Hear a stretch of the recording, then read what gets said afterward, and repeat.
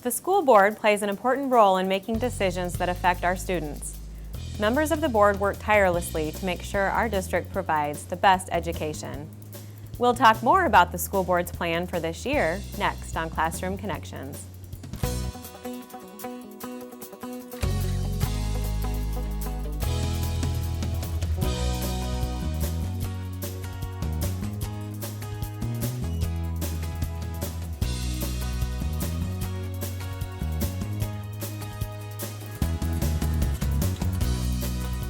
Hi, and welcome to Classroom Connections, a public affairs discussion on issues important to students, teachers, and parents in the Des Moines Public Schools. I'm your host, Sarah Taylor. The school board plays a significant role in how our school district functions. This year, there are 3 new board members who were elected to serve, and in September, the board also elected a new chair and vice chair for the year. Here to talk with us about some of the school board's efforts are Chair Teree Caldwell Johnson and Vice Chair Dick Murphy. Thank you both for joining me. Thank you for having us, sir. So Teree, we now have 3 new members on the school board. Tell us a little bit about how you get those members up to speed and still work on future goals for the board. Sure.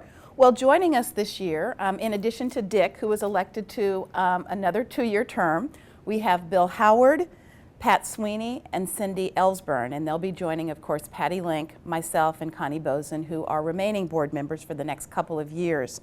Obviously, there's a lot to learn, and ramping up will take a fair amount of time. You don't expect that people are going to come in knowing everything, but we're certainly going to spend a fair amount of time helping them to be prepared for some of the more significant decisions that they'll be making over the course of the next year. They've already participated in policy governance training with Jim Hyatt, who is our consultant. And then we've also started the process of developing an itinerary for work sessions for the course of the next year. So we're going to spend a lot of time kind of helping them to understand the issues, and then of course along the way helping to provide guidance and support. So I'm looking forward to it. They're all 3 great individuals, and I think it's going to be a wonderful year. Great. So Dick, on September 13th, voters approved electing a majority of the school board by director districts. Can you tell us what happens now? Well, on our October 4th meeting yesterday, Teree did a wonderful job of laying out the process and what's going to happen. And if people want to watch that board meeting, they can get more specifics about it. But in general, what's going to happen is we've contracted out to the AEAs to develop 2 maps for us to work with. And those will be posted on our website. And then on October 12th, we will hold public hearings in 3 locations: Callanan Middle School, Hyatt Middle School, and Weeks Middle School. That'll be at 6 o'clock, and I hope the public will come and give us comments on those 2 maps. In addition to that, we will have the maps on our website, and about 30,000 emails will go out to parents and staff and community, asking them to go to the website, look at the maps, and give us their comments on those maps. And then we have scheduled then on our October 24th meeting to have another hearing. That's a public, our school board meeting on October 24th, have a public hearing then, and hopefully we will take action on submitting a map to the Secretary of State for approval. And I know the board has been working to organize some community conversations, possibly, similar to the conversations held in 2007. What would these entail?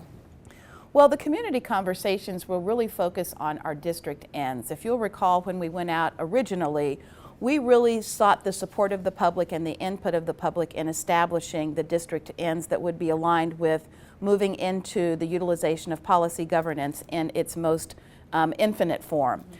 So what we intend to do this time is to go out with those same ends, gather input from the public to determine whether or not we are on track, whether or not we want to change anything associated with those ends, and then use that to drive the work that we do, not only around establishing our limitations for the district, but also establishing goals for the district, most specifically aligned with the important thing that we do here in Des Moines Public Schools, which is focused on student achievement and student learning.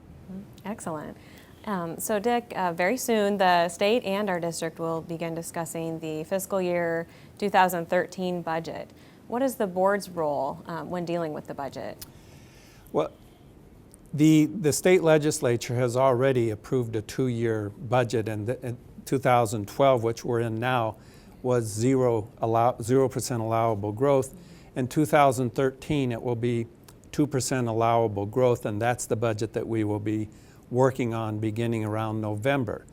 But right now, we have 2 committees already exploring everything. One is a Citizens Advisory Committee made up of Des Moines citizens, who frankly last year also did this process, so they're well versed on our budget process.